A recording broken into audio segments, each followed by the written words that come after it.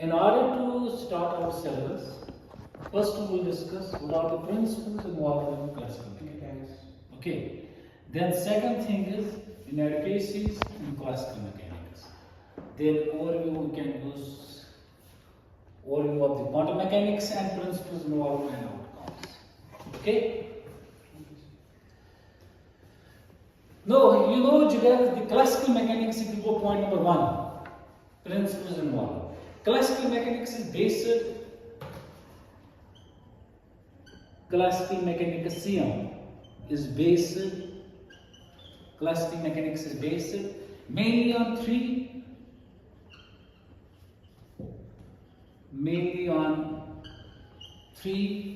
Newton's laws.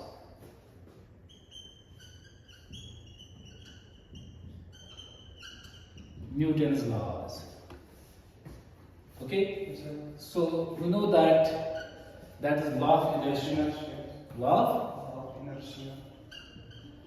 inertia, and then you have law of force,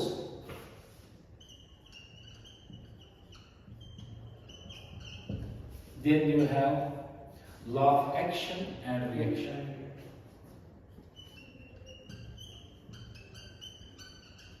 Action and reaction. Law of action and reaction. Means your CM is based mainly on these three principles. They are the fundamental principles of, like we have, because so far we have not discussed quantum mechanics. Quantum mechanics have also some fundamental principles. Okay. Similarly, this classical mechanics is also based on some fundamental principles, that is Newton's three laws. You see, this classical mechanics, this is a path dependent mechanics.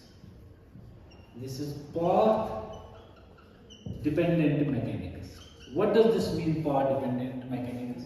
So it requires initial and final position. Okay. So you can make trajectories in quantum. You can make trajectories in classical mechanics.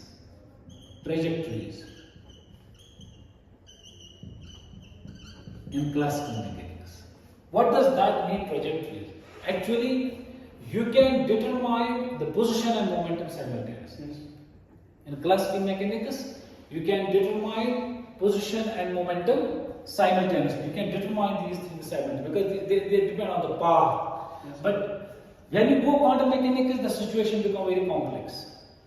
Because here I will tell you one thing, that quantum mechanics is a path independent mechanics. You cannot have the trajectories in quantum mechanics.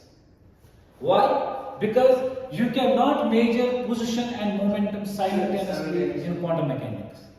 Because you have the uncertainty principle. So uncertainty principle, you have uncertainty principle between position and momentum. Yes, sir. So when there is an uncertainty principle between position and momentum, so that means they have the dimensions of action. Action is Planck's constant. Okay. Now I will tell you one thing here. Let me ask you a question here. You know that x and momentum is mv, yes, mass into velocity. If the mass of the system is constant, yes, like mass of an electron, yes, sir. So then why there is not an uncertainty relation between position and velocity? Because mass of the electron or mass of the system is constant. You can write them x and v. Why there is not uncertainty relation? Because they have not the dimensions of the action. When you calculate the dimensions of position and velocity, they have not the dimensions of Planck's constant action. So the uncertainty relation exists only between those quantities which have the dimensions of action, or those are called canonically conjugate variables. Okay. Now we will discuss this in detail. Here I was making a comparison some of the things because I mentioned in classical mechanics you have path dependent mechanics, while quantum mechanics is path independent mechanics. So something we touch it here uncertain. We can go in detail because this is the first lecture. Now, what are the concepts concepts, okay, involved there. Concepts involved. In classical mechanics, the concepts involved we have absolute time. Absolute, we have absolute time. Absolute time, absolute mass, and absolute space. Absolute time, absolute mass, and absolute space. We can make some, I will discuss this thing when some, because relativity is not here in our syllabus. But I can tell you one thing here. Classical mechanics we call is the less fundamental mechanics than quantum mechanics. Quantum mechanics is the more fundamental physics than classical mechanics. But you cannot have the more fundamental physics, the more fundamental mechanics, what's called quantum mechanics, without the classical mechanics. You can build your quantum mechanics based on classical mechanics. Okay, based on classical mechanics. But when you go to the theory of relativity is built on its own postulates. Because there are two postulates, special theory of the relativity, on which it is based. So it is based on its own postulate. But quantum mechanics can not be built on its own. It is built on the classical mechanics. From the less fundamental theory, that is the classical mechanics. Okay. And the bridge between the classical and quantum. What is the bridge between classical mechanics and quantum mechanics? Like you have, this is your wave, and this is your ray. What is the difference between wave and ray here? Because they are the two branches of the geometrical optics. Now, one is the ray optics and the wave optics. So, what is the difference here? Because you can study here interference, diffraction, when you take wave. When you take the wave, you have the reflection, refraction. Okay. Now, what is difference between these two geometrical optics? So, we can say, because the distance between these two is lambda, it is the wavelength. So, here you cannot have the wavelength, array. So, when the lambda approaches to 0, we can say your wave optics is merging to the ray optics. Similar case is in classical mechanics. If you have classical result, they do not contain the Planck's constant. That's the beauty of the equation is equal to h nu. Our beauty of this Planck's constant, the whole fundamental physics, I mean say the modern physics, quantum mechanics, that is built on this h. It has the value 6.625 to 10 to the power minus 34 joules second. Now there is a problem on the bias. If the value of this Planck's constant becomes smaller than the value x, what will happen? So it will approach close to the more 0. Okay. So when this h approaches to 0, so your quantum mechanical result goes to the classical mechanical result. We can discuss this thing in tomorrow's lecture when we study black body radiation. In black body, you have Rayleigh's law and Wilhelm's law, because one obeys this black body curve at large wavelength, another at shorter wavelength. Because at one diverges at larger wavelength and another diverges at shorter wavelength. But when the Planck has given this equation that fits to that experimental that curve. Okay. So now in classical mechanics, I told you the concepts involved are absolute time, absolute mass, and absolute space. Okay. Now this explains. It explains correct motion. Correct motion of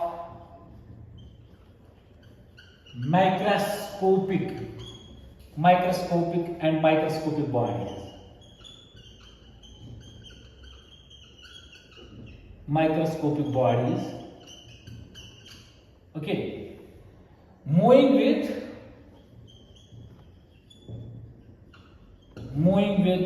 that's called something non-relativistic.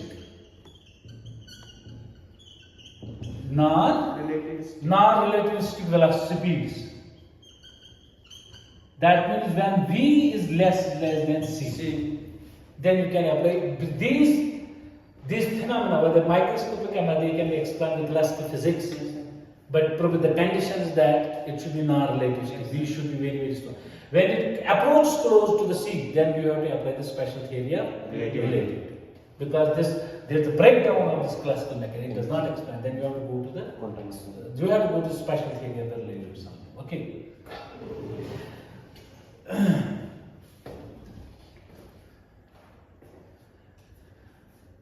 In classical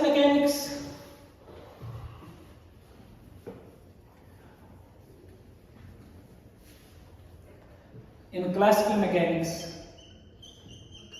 okay, time and space are two independent entities. Time and space are two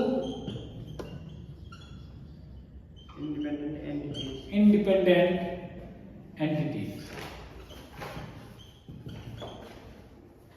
In classical mechanics, time and space are two independent entities. No limit in particle velocity. Okay, no limit in particle velocity.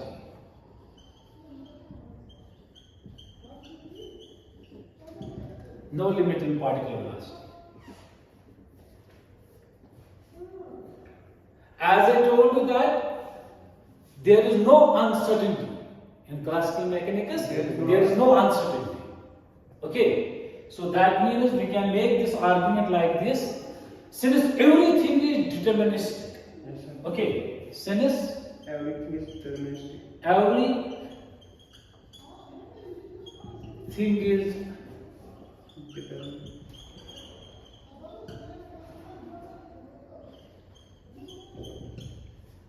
we can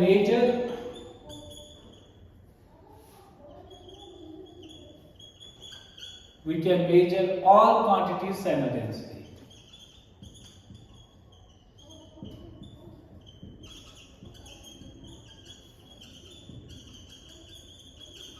We can measure all quantities simultaneously.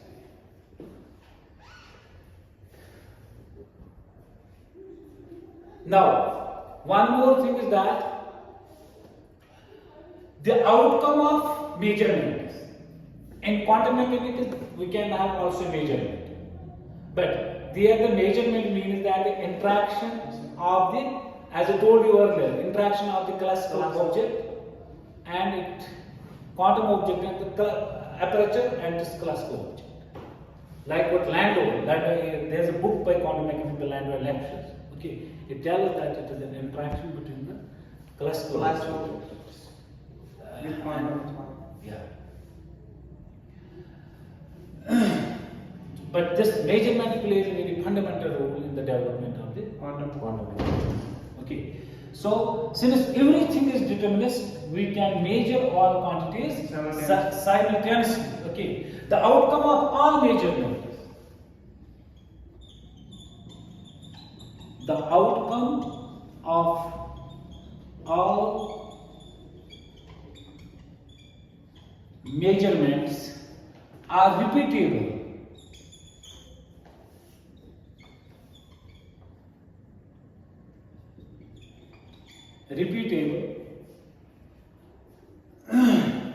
And depends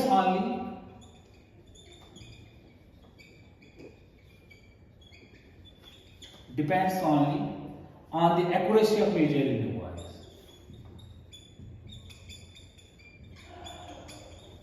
Accuracy of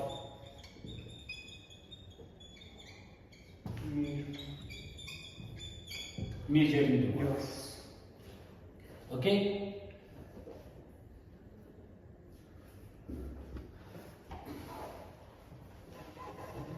Now, principles involved in classical mechanics. So principles involved in classical mechanics.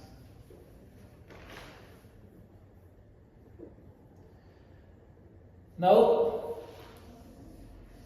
like another thing is here, light.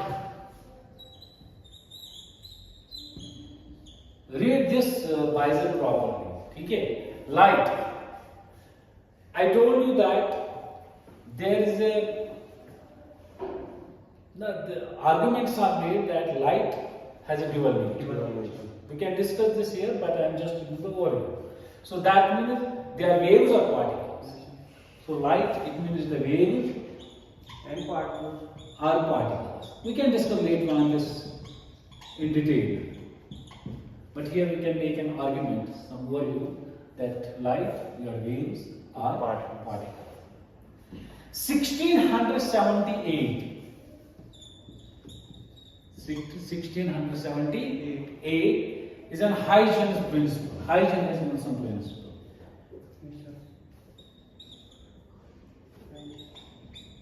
Hygienist principle.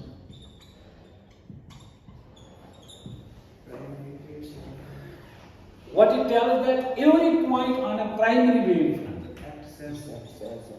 every point on, I write 10, primary, yes? Primary wavefront,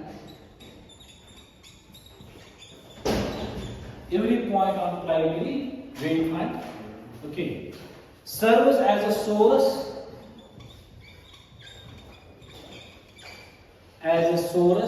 Secondary wave. Source of secondary wavelets. Secondary wavelets, such that the primary wavefront,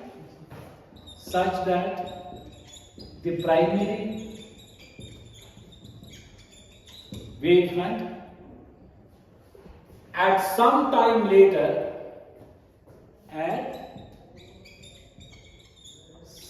time later, is the envelope of these wavelets. Is the envelope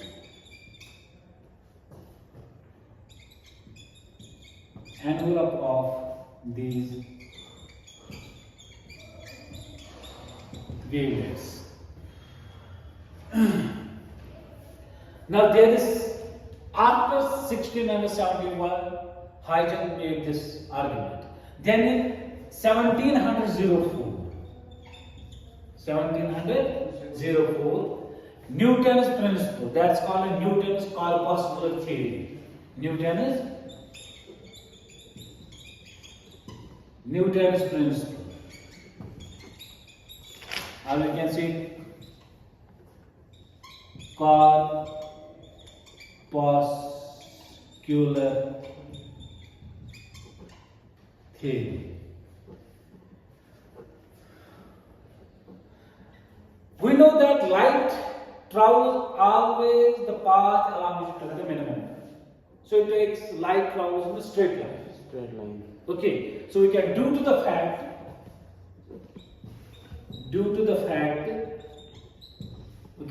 that light travels in a straight line.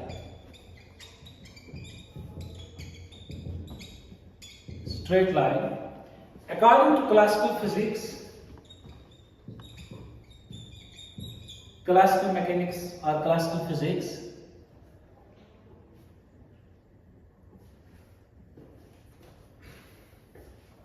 now Newton's corpuscular theory, due to the fact that light travels in a straight line.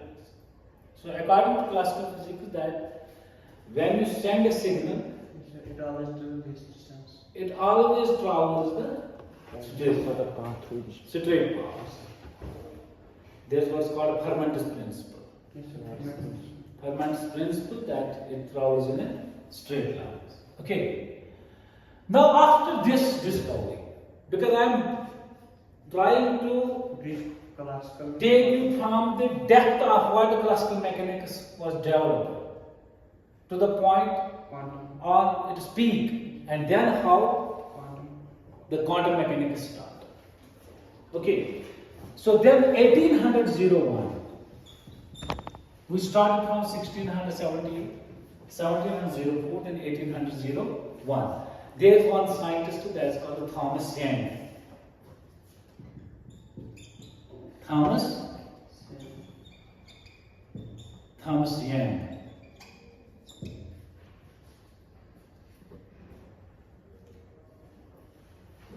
Thomas Young, Ardashakta Ekismas MCO experiment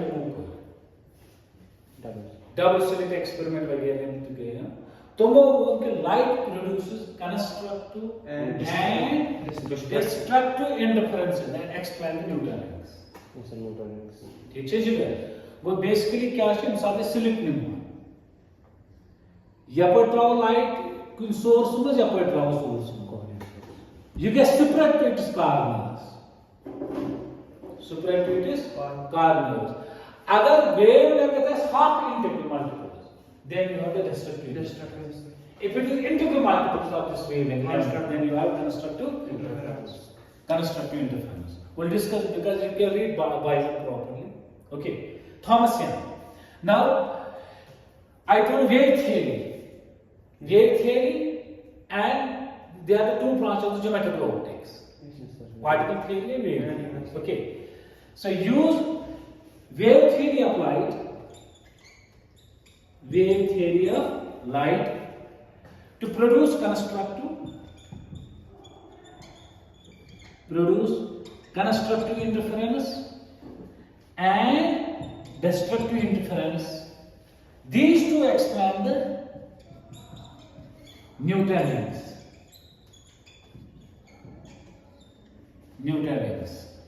Okay.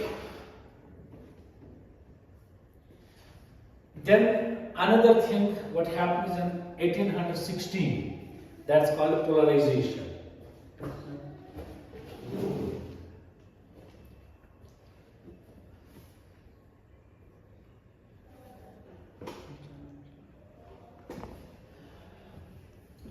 Bioscientists too.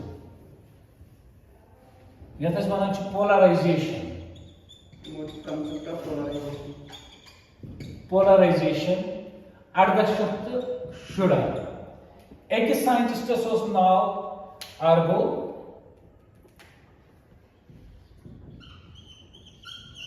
B was now Fresnel.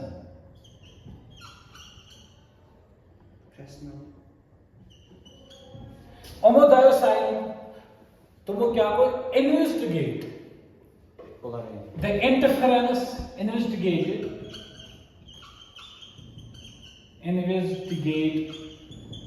the interference of polarized rays of light. मगर मुश्किल Himself on the interference gas himself is wavelength integral multiple of this lambda. Construct. What the motion mass investigate the interference of rays of the light. Magar rays of light. Two polarized rays. Two polarized rays. Himself two polarized rays here. Agar tum as at right angles to each other, they will not interfere. Tum karne interfere. So found that two rays of polarized light, PL polarized light at right angles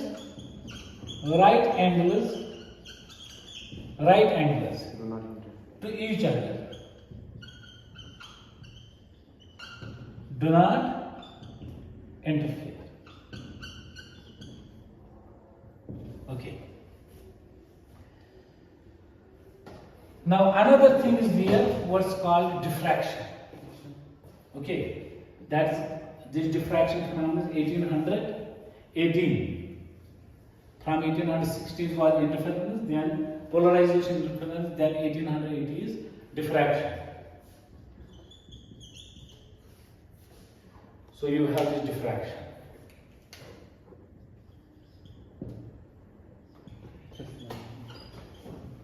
diffraction. Fresnel uses the concept given by the Huygens principle. Huygens concept of secondary wavelengths means Fresnel that by using Huygens concept of secondary wavelengths, secondary wavelengths, and also the explanation explanation of interference, he developed the theory of diffraction. Developed the theory of diffraction. Okay. For example, if you have this some point source here, you see some source here. Okay, it emits the secondary wavelength. Yes, sir. Primary wave emits the secondary wavelength. So you have secondary wavelengths. We can have like you have some sort of Newton, what we have observed Newton rays here. Okay. Now there is some, if there we can put some slit here. So you can observe their different patterns. So on and so forth. Diffraction meaning that it can bend down the corners of the geometrical object. Okay. Now, afterwards, it came the electromagnetism. It came electromagnetism. 1856. That is electromagnetism. We have to first we are seeing the principles of classical mechanics, the couple approach. Then we can see inadequacies in classical mechanics, failure of the classical mechanics. While it fails, then what is the aim of developing the modern mechanics? First, why the classical mechanics emerges? It was a Faraday. Okay. Faraday this electromagnetism government was static current. Faraday, Franklin and other people, they observed that when you pump your carriage attracts the small pressure. There was a static electricity. Then they developed that the moving charge produces the electric current, and we know that we can have then the electric field here. Then you know that we have also observed by Faraday and other people that the moving charges are the sources of the magnetic field. Okay. Then from magnetic field we can produce the current. You have this electric motor and other things. And means that when you merge this electrostatics and magnetism, you have electromagnetism. Okay. Then later on, how Hertz has used these concepts and developed the electromagnetic wave theory. Okay. Now in 1865 electromagnetism, he is wholly and solely one mastermind, that is James J.C. Maxwell. J.C. Maxwell. He was born 1831 and died 1879. A young person, okay. Yeah, 1831, 1879. Now, there are different terms which he uses. You have like magnetic field intensity. You have H. Magnetic field intensity. You have electric displacement. Electric, like you can have ampere. What is it? Ampere per meter. If you have ampere per meter. Then you have electric displacement vector, D. Okay, you have A, S, M minus 2. Then you have electric field intensity. Electric field intensity. That is V m minus 1. Then you have magnetic induction B. So you have V S m minus 2. Now all these four Maxwell's equations, I told you that in tensorial form we can express Maxwell's equation partial mu F mu nu is equal to J. They are the four Maxwell's equations. All the four Maxwell's. You know that you have two homogeneous Maxwell's equations, two inhomogeneous Maxwell's equations.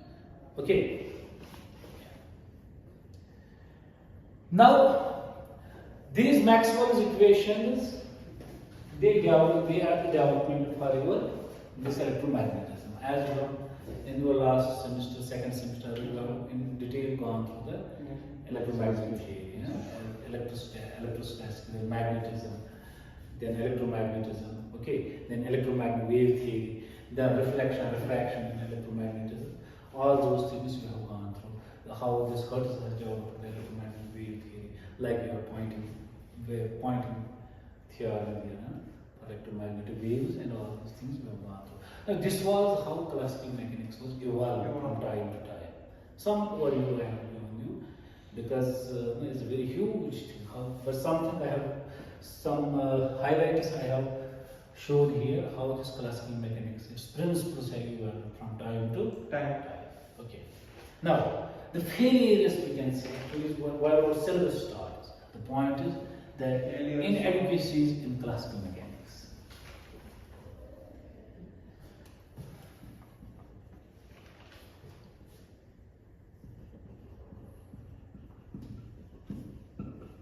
In classical mechanics. So at the end of 19th century, at the end of 19th century, 19th century, physics has evolved to the point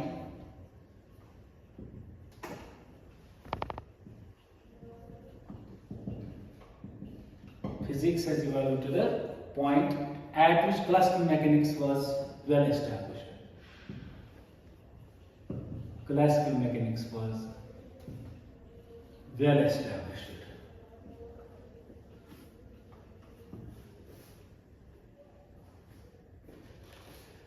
At the end of 19th century, like we was at that time, scientists were in the opinion that we are unique. Because this was an established field, classical mechanics. You have, like in classical mechanics, you have thermodynamics and kinetic theory. Thermodynamics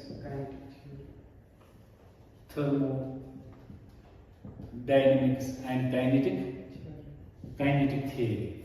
That was well established. It was well established. Thermodynamics and kinetic theory was well established. Okay. Similarly, you have geometrical and physical optics. Geometrical and physical optics. Geometrical and physical optics. It was also well established. Conservation of laws of energy and momentum. They were well established. Okay. Conservation of laws, conservation laws for energy and momentum. They were well established, these things. So there is a scientist, his name is Lord Kelvin. Lord Kelvin. He has made a bold remark. There is nothing new.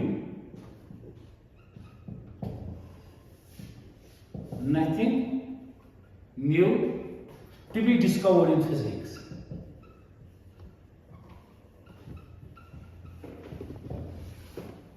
There is nothing new to be discovered in physics. Physics now means when these things were well established.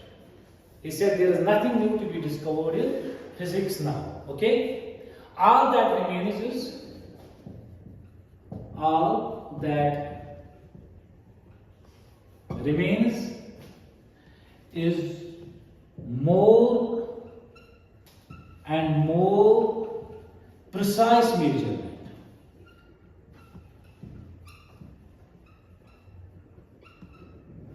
Precise measurement. Okay? Yes, sir.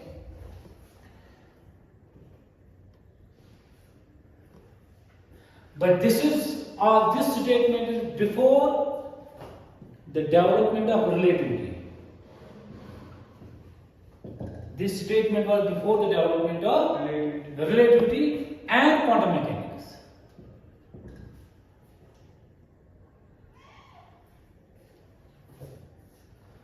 When relativity and quantum mechanics came, things have changed. So when these two things came, the failures of the classical mechanics appeared.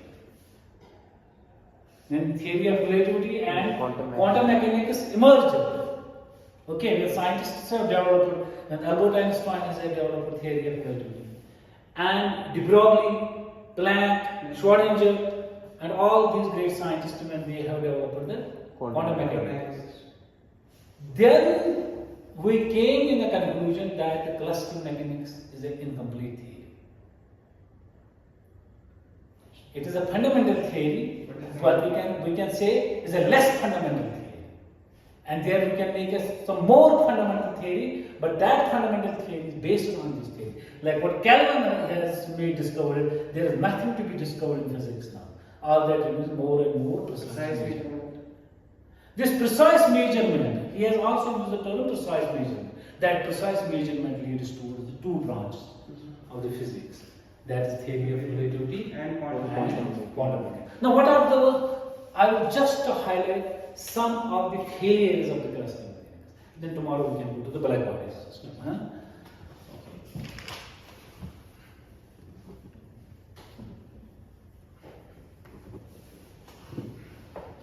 So number one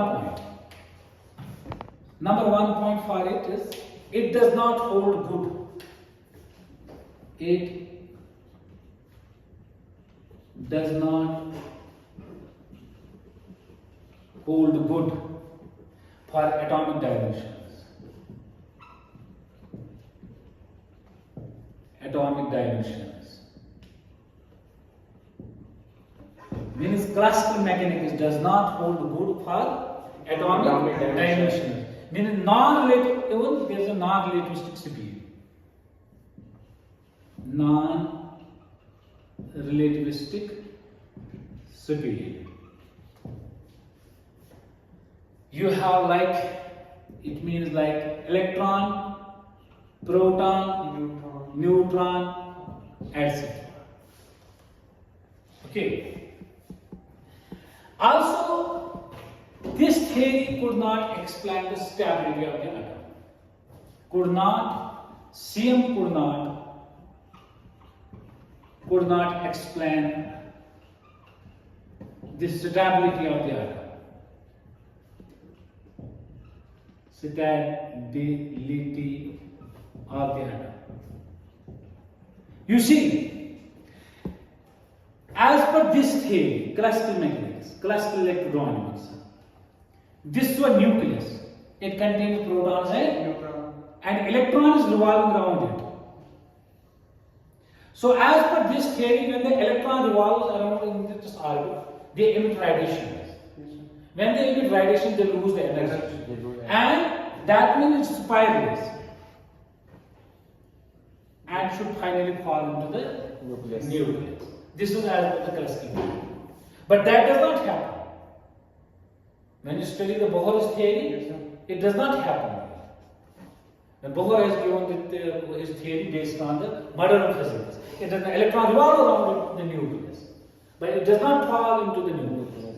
Okay, so that means this was the failure. So this tells that atom is unstable, because when there is a collision between this electron particle, there is a collision. Everything destroyed. Atom destroyed means your universe destroyed. So that means this is unstable. It tells that this atom is but we know that there is a stability in the atom. Because Allah Ta'ala has maintained the symmetry. Yeah? So there is a symmetry, there is a stability. But this theory could not explain this stability.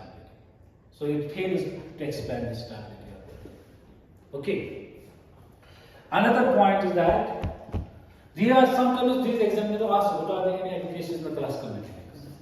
Teacher could not explain the observed spectrum of black body radiation. Black body radiation, it could not explain black body radiation. It's black body in spectrum. It could not explain it because lower wavelength, higher wavelength. So it doesn't fit the ranges, then it does not converge. Higher wavelength, then it does not converge. When Planck has given the equation based on the quantum theory, it fits to this black body spectrum. So classical theory fails here. Classical theory fails here. So we can say could not explain CM. Explain black body radiation. Could not explain the observed spectrum. Observed spectrum means what has been done experimentally. Its spectrum is like this.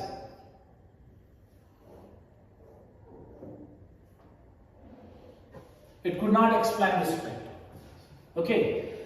So this it gives a we will discuss next lecture when we discuss this black body. Maybe tomorrow or day after tomorrow. So CM could not explain the observed spectrum of the black body radiation. Black body radiation. Okay. There is this supersonic heat, variation of supersonic heat with temperature. There is what you have gone through TQ law, Einstein supersonic. So classical you have Dulong and Pete's law. So this supersonic variation of supersonic heat, it could not be explained also here by this classical mechanics. You can explain this using the quantum theory, using quantum mechanics. You can explain this theory. Okay, because you have continuously to take those. Okay, so we can say here this is actually in your when you study solid state physics, there we can study all these things. But so what we can discuss here could not explain variation of specific heat. CM could not explain the variation of specific heat. Specific heat. Also, it could not explain the origin of discrete spectra. Like harmonic oscillator, you have discrete energy spectra. You have the energy spectrum, you can have En is equal to n plus 1 by 2 h cross omega. So you can have spectrums of discrete energy levels. You can have n equal to 0, so you have 1 by 2 h cross omega. Then 3 by 2 h cross omega. Then 5 by 2 h cross omega. Or simply En is equal to nh nu. So you have 1h nu, 2h nu, 3h nu. So they are discrete in nature. They are not continuous in nature, they are discrete in nature. So this classical mechanics fails to explain this discrete spectrum. Okay, discrete spectrum of these nuclei or atoms or molecules. Okay, could not explain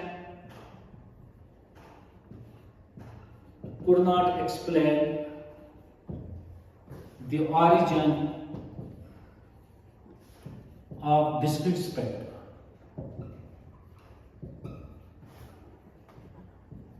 It could not explain the origin of discrete spectra. Also, it could not explain the splitting of symmetrical lines. Like we have a Zeeman effect. So in Zeeman effect, you say that when the magnetic field is weak, the symmetrical line splits into the two components. When you have a strong magnetic field, it splits into droplets, triplets, or even more complex arrangements. Okay. Also, like you have Balmer series, you have the Bohr, when you use Bohr, you have Balmer series, Plaston series, all other series there. So what we can say here, this cluster mechanics fails. That is why when you study Zeeman effect, you explain it by the quantum mechanics. Okay, so our splitting of the spectral line, like splitting means that in nuclei we have p orbital. If you have one p, s cannot split. S orbital cannot split. S orbital cannot, because you know that why, because L equal to 0. Node is 0, sir. L equal to 0, so it does not, you are like one s. But p orbital splits into 2. So you have 1p, 3 by 2, 1p, 1p. This classical mechanics cannot explain the splitting of the spectral lines, whether in nuclei or whether in atom, this atomic orbital. So it could not explain the splitting. So sixth is splitting of spectral lines could not explain the splitting Of spectral lines. spectral line, splitting of spectral lines.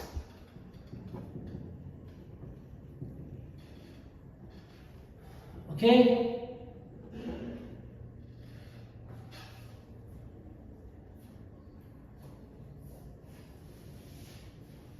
Now, something I will tell you. So this was now the failures in the classical mechanics. Something why we can merge towards the origin of quantum mechanics. Okay, because we have to study the black body. Now, origin of quantum mechanics.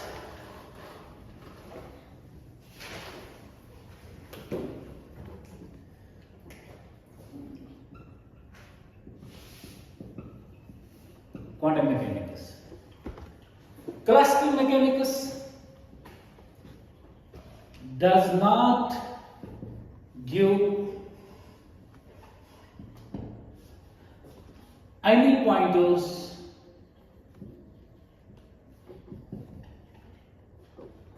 to understand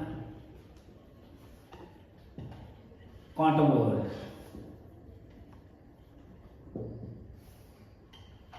To understand quantum world.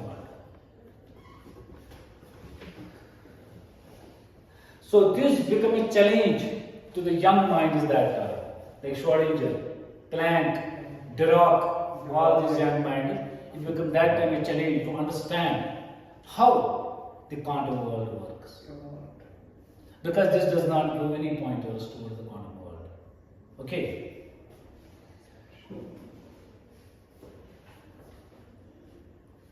So these features related to quantum world, okay, were very obvious only through atomic and submicroscopic phenomena. Okay.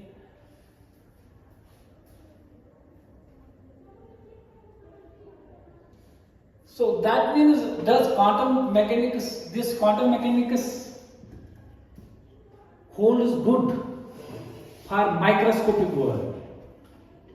Microscopic world means quantum world. Does it mean that this mechanics does not hold good for the macroscopic world? It also holds. It holds. Okay. But precision is. Because several microscopic phenomena,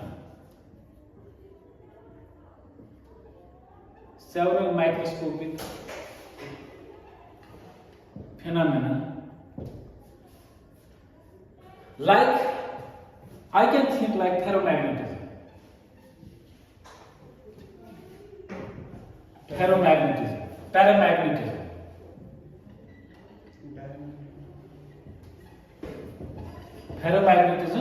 Paramagnetism, etc.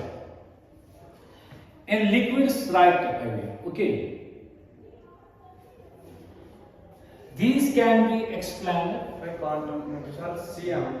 by quantum mechanics. Old quantum mechanics was first proposed by two scientists. Can you name those two scientists? It was proposed by Bohr and Thomson. So old quantum theory, QT theory. This was proposed by Neil Bohr and J.J. Thomson. J.J. Thomson.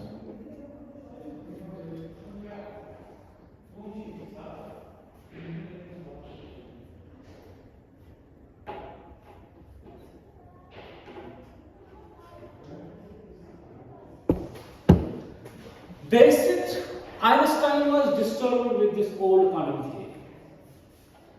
Einstein not the new quantum theory. Einstein was disturbed with the old quantum theory. Okay, because as per Einstein,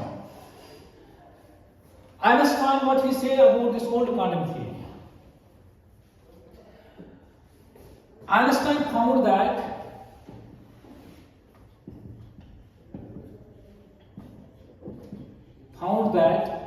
no definition,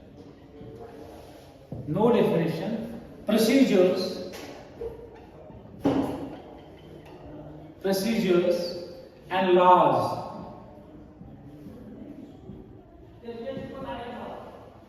will work out when we deal with microscopic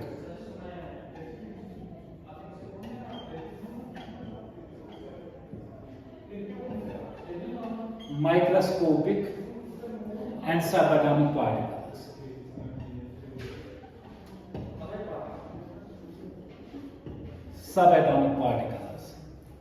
So therefore a new theory. Okay. There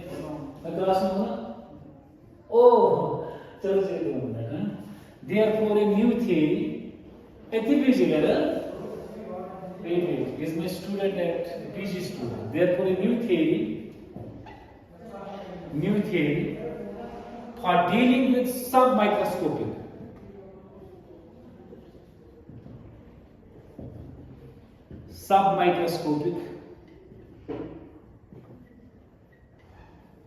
microscopic particles was developed.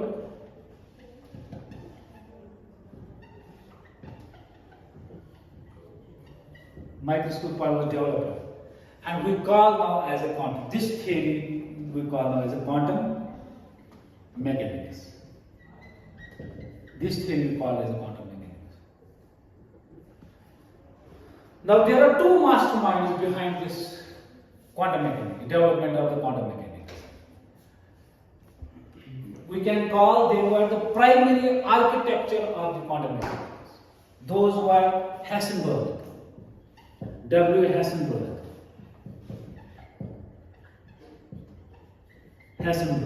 He used matrix mechanics for observables.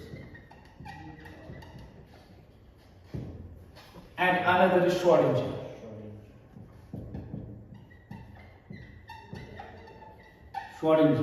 He used wave mechanics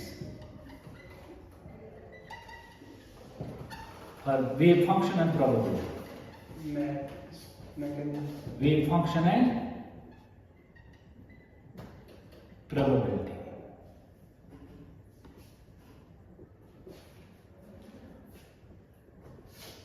Okay, so these are the two mastermind people behind this.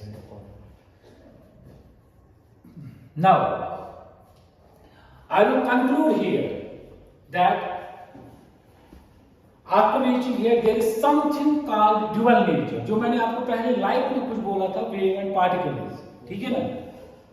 So this is an introductory lecture. It is little scattered. Okay. So dual nature of light. We can say dual nature of light and matter. Okay. So when you have wave nature, तो ये कोई कौन phenomena wave nature है? Interference, polarization, diffraction, polarization. ठीक है जिगर? ये था कि वो particle corpuscular nature of light. Refraction. Particle या corpuscular nature of light. That was known as photoelectric effect. Yes, the photoelectric effect. Photoelectric effect, Compton effect, Yes, sir. Particulation effect, sir. Compton effect, discrete emission and absorption of radiation, discrete emission and absorption of light. Light is propagated in small packets or bundles of energy. Light is propagated in small packets. Light is propagated in small packets or bundles of energy. That energy is H cross Nu. omega. Omega. And these packets are called photons or quantum. They are called photons or we say quantum. And they behave like particles or corpuscles. They behave like these particles or corpuscles. Now at the end we conclude that then came in 1923. At the end, 1923 to 24. This is de Broglie waves or matter waves. De Broglie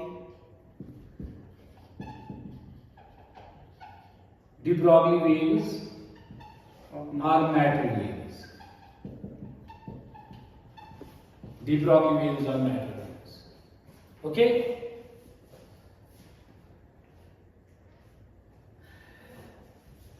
De Broglie here said that the idea of dual nature,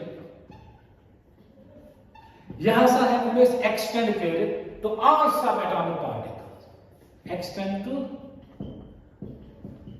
all subatomic particles. ठीक है चलिए.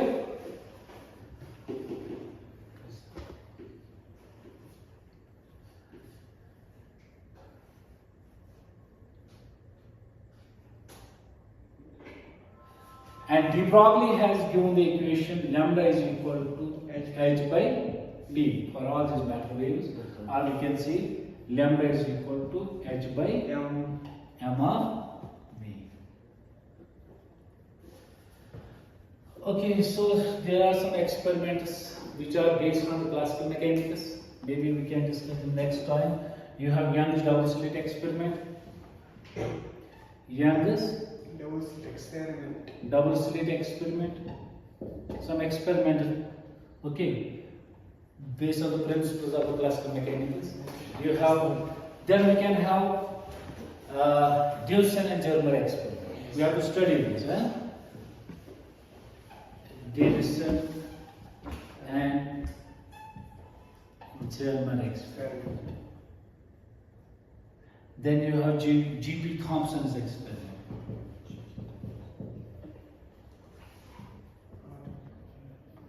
Thompson's experiment. Okay.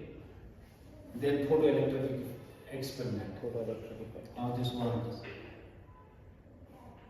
Then Millikan's measurement of the charge. Millikan's experiment. All these things. Okay. So this was the idea how we have developed the classical mechanics. Why the classical mechanics fails? Then how we can. So classical mechanics. Develop how classical mechanics is developed, principles of classical mechanics. Then how it evolved, return to on. Then failures. Then develop evolution of the new mechanics, quantum mechanics. And then extension of this mechanics, old quantum mechanics to new mechanics. These were the themes. Okay, thank you.